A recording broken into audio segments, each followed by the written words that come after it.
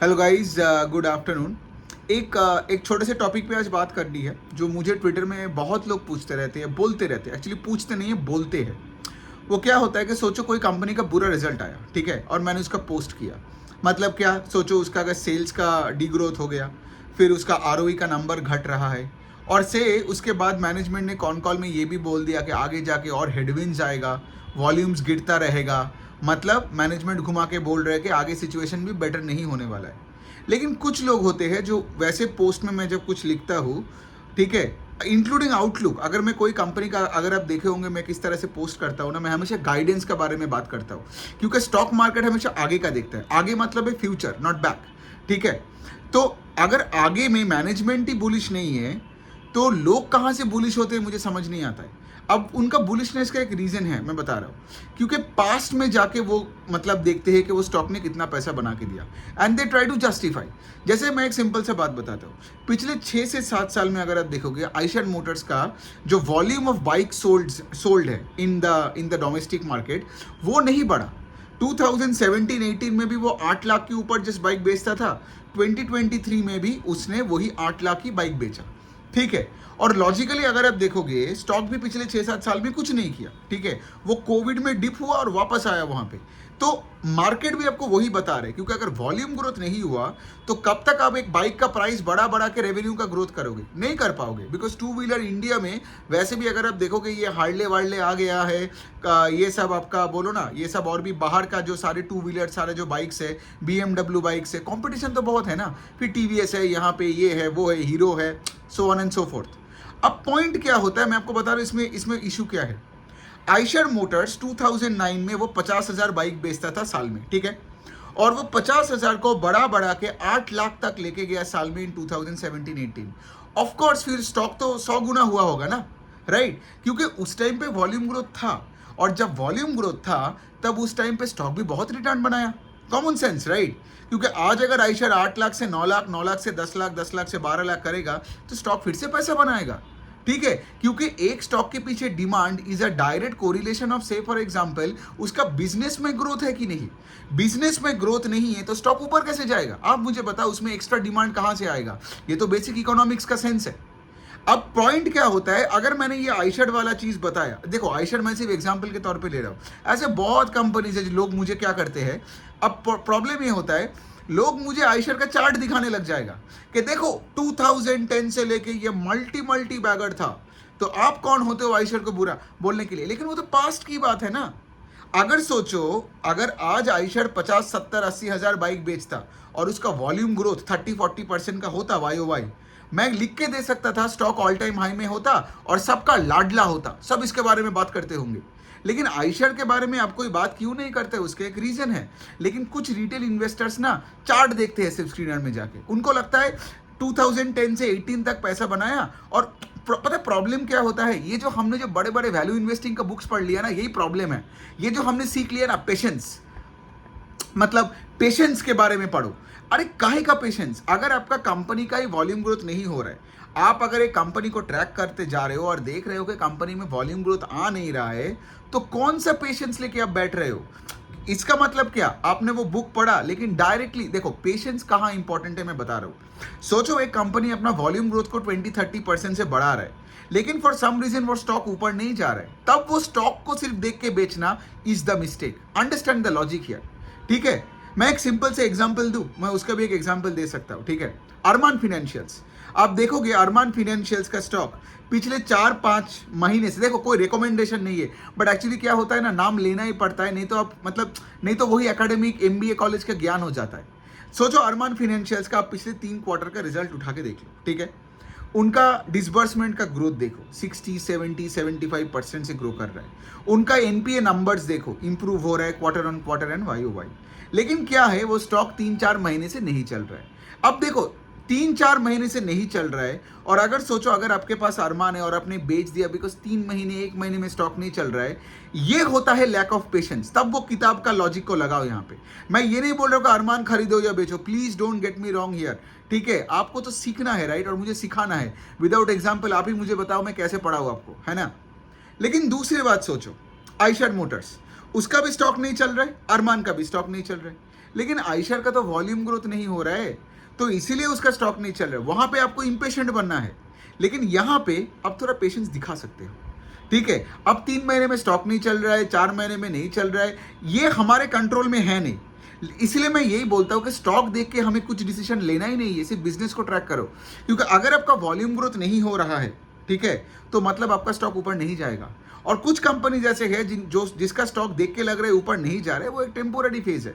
अब मुझे ये नहीं पता कि अरमान का स्टॉक आगे जाके क्या करेगा, वो तो अगला रिजल्ट बताएगा। लेकिन मुझे एक चीज पता है कि अगर कोई कंपनी अपना ग्रोथ दिखाते रहे, एक ना एक दिन स्टॉक ऊपर जाएगा, उसका आपको टेंशन नहीं लेना है। And I am not talking about Arman, I am talking about any company with a good volume growth. तो आप पास्ट देखना बंद करो, ये सबसे बुरी बात है आपका। ठीक है, जैसे फॉर एग्जांपल आज सुबह ही तो, ठीक है, सो आई हैव दिस फॉलोअर, इसके साथ मैं बहुत बातें करता हूँ बंदे के साथ। तो जब भी मैंने लिखा कि रेडिको खैतान का वॉल्यूम का डिग्रोथ हो गया, इमीडिएटली मेरा दोस्त आके मेरे को नीचे रिमाइंडर देता है कि रेडिको ने पिछले 3 साल बहुत अच्छा रिटर्न दिया। लेकिन वो तो पास्ट की बात है, तब उसका अगर मेरा दोस्त पिछले 3 साल बाद जाके देखेगा, उस दिन से लेके अगला सब्सिक्वेंट क्वार्टर्स में उनका वॉल्यूम का ग्रोथ हुआ, फिर वो प्रीमियमाइजेशन ट्रेंड में आया, अपने बड़े बड़े जो ये उनका जो भी रामपुर बोलो या उनका जो भी आज स्मरनॉफ बोलो, सब प्रीमियमाइजेशन का ट्रेंड में ये लोग मतलब बेसिकली हाई वैल्यू दारू का प्रोडक्ट बेचने लग गया। ठीक है, all the premium and above portfolio बढ़ने लगा टू द टोटल पोर्टफोलियो। इससे क्या हुआ, मार्जिन एक्सपेंशन भी हुआ, मतलब प्रोडक्ट मिक्स इंप्रूव हुआ, और उसके साथ साथ आपका वॉल्यूम्स भी बढ़ा। तो तब जाके रेडिको खैतान का पैसा बना। ठीक है, लेकिन आज अगर आप देखोगे पिछले 2 क्वार्टर से, मतलब अभी अगर आप देखोगे, उनका जो टोटल वॉल्यूम का ग्रोथ वो हो नहीं रहा है। ठीक है, पिछले क्वार्टर भी कुछ 8% का वॉल्यूम ग्रोथ था, और इस क्वार्टर तो कुछ 3-4% का वॉल्यूम का डी ग्रोथ हो गया। And I am talking Y level पे। So Q and Y level पे वॉल्यूम नहीं बढ़ा, बट इनका टॉप लाइन 20% से क्यों बढ़ा? बिकॉज आज इंडिया में 10-12 स्टेट्स ने क्या किया, अल्कोहल कंपनीज को प्राइसेस बढ़ाने को बोल दिया। अब अल्कोहल है, प्राइसेस बढ़ाओगे तो लोग फिर भी आके दारू पिएगा ना। तो इनका जो 20% का टॉप लाइन का ग्रोथ है वो पूरा वैल्यू ड्रिवन ग्रोथ है, मतलब इनका एवरेज सेलिंग प्राइस बढ़ गया, उस एंगल से सोचो। लेकिन वॉल्यूम नहीं बढ़ा। लेकिन वॉल्यूम नहीं बढ़ना is a reason for concern ना, कब तक प्राइसेस बढ़ाओगे? लेकिन जब मैं ये बात बोला, लोग आगे मेरे को बोलेगा देखो पहले रिटर्न दिया। लेकिन वो तो वही बात हो गया ना कि पीछे देख के गाड़ी चला रहे हो। आपको तो आगे देखना है, फ्यूचर को देखना है, नहीं तो आप कैसे पैसे बनाओगे?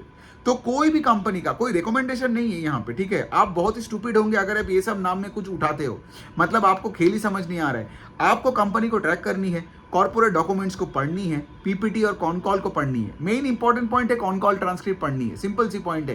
क्योंकि देखना है कि आगे क्या हो रहा है कंपनी में, क्या मार्जिन एक्सपेंशन हो रहा है, क्या उसके साथ डबल डिजिट का वॉल्यूम ग्रोथ आ सकता है कि नहीं। देखो मैनेजमेंट अपना गाइडेंस बढ़ा रहा है कि नहीं, क्योंकि अगर कोई कंपनी अपना गाइडेंस बढ़ा रहा है, मतलब क्या, मतलब लॉजिकली सोचो ना, धंधा तो वो कर रहा है, कोई फंड मैनेजर थोड़ी कर रहा है बैठ के, है ना। तो फंड मैनेजर का कम सुनो और ज्यादा सुनो कि मैनेजमेंट क्या बोल रहा है। मैनेजमेंट मतलब जो धंधा कर रहा है, सीईओ क्या बोल रहा है, सीएफओ क्या बोल रहा है। अब देखो कुछ लोग मेरे को ये भी आके बोलेगा यार सीईओ भी झूठ बोलेगा, तो तब तुम किसका सुनोगे, है ना, तब डूबेगा पैसा। मेरा पॉइंट वही पे है कि लाइक एक जगह के बाद ना we don't have control over anything in life. तो ज्यादा भी सोचोगे ना, जिसको मैं इंग्लिश में बोलता हूँ प्रोडक्टिव प्रोक्रेस्टिनेशन। कुछ लोग है सिर्फ किताब पढ़ेंगे, सिर्फ किताब ही पढ़ेंगे, लेकिन कभी एक्ट नहीं करेंगे। तो वो किताब पढ़ना नहीं पढ़ने के बराबर है। ठीक है, जैसे लोग मुझे बोलते हैं कि कितने बुक्स पढ़ो स्टॉक मार्केट में, मैं बोलता हूँ 1 पढ़ो, 2 पढ़ो मैक्स। वही वन अपॉन वॉल स्ट्रीट पढ़ लो पीटर लिंच का, और फिर कॉर्पोरेट डॉक्यूमेंट्स पढ़ो, धंधे को ट्रैक करो। देखो आपको अगर बैंकिंग सीखना है ना, तो हर क्वार्टर में एचडीएफसी बैंक का कॉन कॉल में रहो, हर क्वार्टर आईसीआईसीआई के कॉन कॉल में रहो, वैद्यनाथन के साथ रहो और उनको सवाल पूछो और सुनो आईडीएफसी फर्स्ट क्या कर रहा है, राइट। तो इस तरह से आप बैंकिंग सीखोगे over a period of time. Day 1 में सब कुछ सीख के कोई नहीं आ सकता है, बिकॉज मैं आपको एक चीज बता सकता हूं, ठीक है, आप आपका एमबीए सीएफए का डिग्री लेके आपको तो टर्म समझ में आ जाएगा, लेकिन वो टर्म का मतलब और इनर मीनिंग आप एक कंपनी को ट्रैक करके आपको समझ में आएगा। ठीक है, सो यही है ब्यूटी ऑफ लाइफ कि अगर आप एक कंपनी को ट्रैक करते हो तब आपको वो इनसाइट्स और हिडन मीनिंग निकालेगा। नहीं तो क्या है, वो बुक्स पढ़ के आओगे और हमेशा जनरलाइज करते रहोगे। तो सोचो ना, अगर आप जनरलाइज करोगे तो आपको कोई स्टॉक में आप पैसा नहीं बना पाओगे।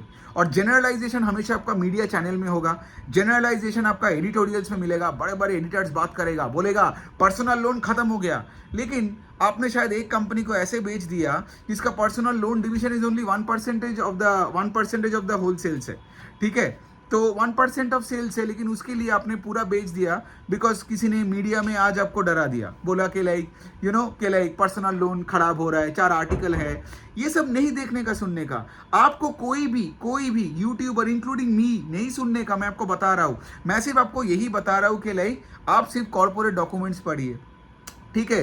तो कॉर्पोरेट डॉक्यूमेंट्स पढ़िए और उनका सुनिए जो धंधे को चला रहा है ना। सोचो अगर आपका डैड एक बिजनेस कर रहा हो तो आप क्या डैड का सुनोगे या नहीं, या कोई गली के उस पार कोई एक बंदा बैठा है चार्ट और एक्सेल शीट लेके, आप उसको बोलोगे बता मेरे बाप क्या करने वाले? नहीं ना, आप बाप के साथ बैठोगे, डेली चाय पियोगे और बाप को पूछोगे कि बताओ आगे कितना दुकानें खोलोगे, बताओ आज कोई वर्किंग कैपिटल प्रॉब्लम है कि नहीं। अरे यही तो आपको जानना है कॉन कॉल ट्रांसक्रिप्ट में, है ना, यही तो आपको जानना है इन्वेस्टर प्रेजेंटेशंस में। तो मुझे समझ नहीं आया कि इंडिया में, मैं तो 4 महीने हुए आज ट्विटर में आया, आज चलो अब तो एक्स बोलते हैं इसको, मेरे से पहले तो बहुत लोग आज थे, तो किसी ने आज तक ये इन्वेस्टर प्रेजेंटेशन और कॉन कॉल का बात ही क्यों नहीं किया?